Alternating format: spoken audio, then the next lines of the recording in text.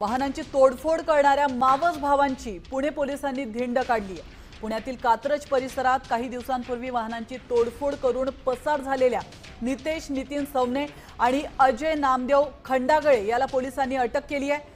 आरोपींची पोलिसांनी तोडफोड करणाऱ्या परिसरातूनच धिंड काढली आहे। आपण पाहू शकतो या दृश्यांमध्ये कात्रज परिसरामध्ये रस्त्यावर उभ्या असलेल्या रिक्षा आणि टेम्पोची धारदार हत्याराने तोडफोड केली होती आणि त्यानंतर हे दोघंही मावस भावंड फरार झाले होते।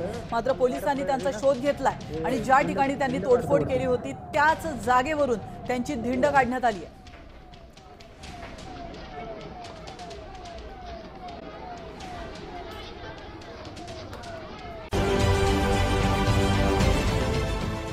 देश विदेशातील प्रत्येक घडामोडींचे लाईव्ह अपडेट मिळवण्यासाठी आता साम टीव्हीच्या सर्व सोशल मीडिया प्लॅटफॉर्मला लाईक, फॉलो आणि सबस्क्राइब करा। तसंच सर्व नोटिफिकेशनसाठी बेल आयकॉन प्रेस करायला विसरू नका।